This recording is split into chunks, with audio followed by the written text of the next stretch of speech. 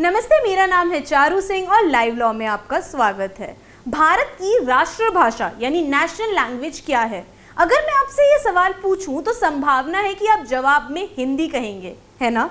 लेकिन इस popular belief, इस लोकप्रिय धारणा के बिल्कुल विपरीत ये बात सही नहीं है। भारतीय संविधान के अनुसार हिंदी और इंग्लिश दोनों ही ऑफिशियल यानी आधिकारिक भाषाएं हैं, जिनका उपयोग सरकार द्वारा आधिकारिक उद्देश्यों का यानी ऑफिशियल पर्पसेस का निर्वहन करने के लिए किया जाता है, जैसे कि संसदीय बातचीत। और संविधान में किसी भी भाषा को राष्ट्रीय भाषा के रूप में वर्णित नहीं किया गया है। इसके अलावा संविधान ये भी कहता है कि राज्य अपनी आधिकारिक यानी ऑफिशियल लैंग्वेज खुद ही अपने हिसाब से चुन सकता है।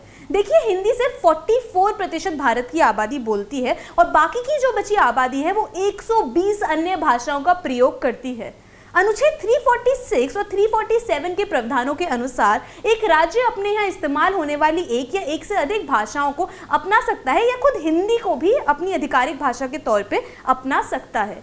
कुछ महीनों पहले ट्विटर पर एक बहस छिड़ी थी एक हिंदी फिल्म अभिनेता और एक कन्नड़ा फिल्म अभिनेता के बीच में कि हिंदी हमारी राष्ट्रभाषा है या नहीं। लेकिन ये मुद्दा अभी का नहीं है, ये कोई नई बात नहीं है। पिछले 70 साल से इस बात पर विवाद हमारे देश में लगातार चला आ रहा है।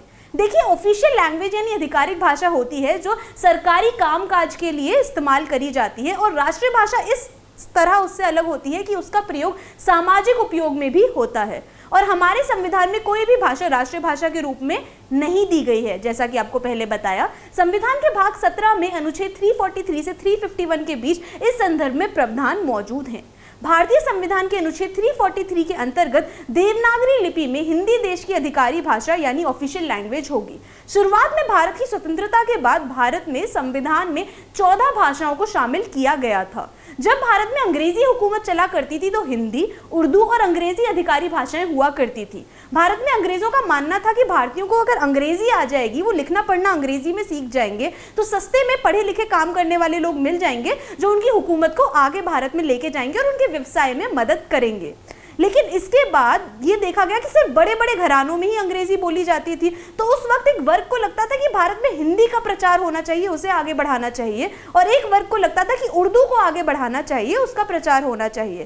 तब महात्मा गांधी ने यह कहा था कि क्यों ना हिंदुस्तानी भाषा जिसमें हिंदी और उर्दू दोनों के शब्द प्रचलित हैं, उनको आगे बढ़ाया जाए, उसका प्रचार किया जाए। और आज के समय में भी कुछ संगठन हैं जो इस बात का निर्वहन करते हैं और उस भाषा को आगे बढ़ाते हैं। ऑफिशियल लैंग्वेज अधिनियम 1963 उन भाषाओं को प्रदान करता है जिनका उपयोग भारत के संघ यानी यूनियन के आधिकारिक यानी ऑफिशियल उद्देश्यों के लिए और संसद में और केंद्रीय और राज्य सरकार के कामों में किया जा सकता है।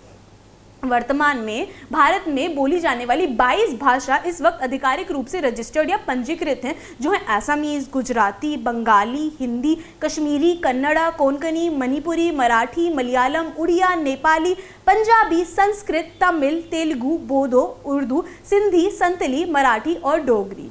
यहाँ तक कि तकरीबन 30 भाषाएं ऐसी हैं जिन्हें 8वें शेड्यूल में डालने की, ऐड करने की मांग करी जा रही है। 1950 में जब भारत का संविधान लागू हुआ था तो इसने भारतीय संसद को अंग्रेजी का उपयोग करने की अनुमति दी थी।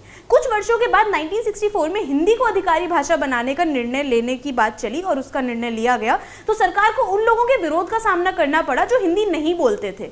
यही कारण था कि हिंदी और इंग्लिश दोनों को राजभाषा, दोनों को अधिकारी भाषा माना गया।